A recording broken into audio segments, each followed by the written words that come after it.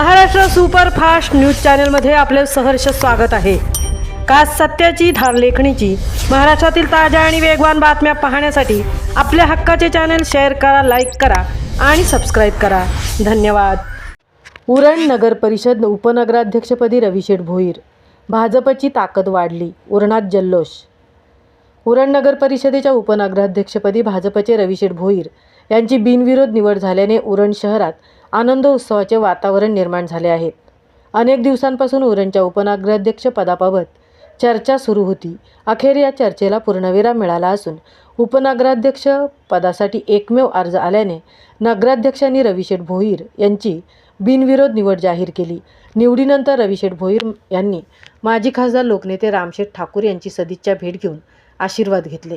यावेळी लोकनेते रामशेठ ठाकूर, भाजपचे ज्येष्ठ नेते जयम म्हात्रे आणि आमदार महेश बालदी यांनी त्यांचे अभिनंदन करत पुढील वाटचालीसाठी शुभेच्छा दिल्या। या यशानंतर भाजपतर्फे उरण नगर परिषदेतून भव्य मिरवणूक काढण्यात आली।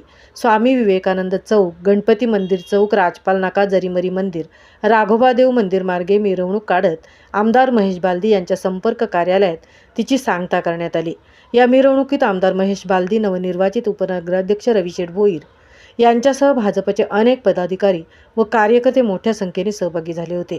उरण नगर परिषदेतील ही निवडणूक भाजपसाठी राजकीयदृष्ट्या महत्त्वाची मानली जात असून आगामी काळात शहराच्या विकासाला नवी दिशा मिळेल अशी अपेक्षा व्यक्त केली जात आहे।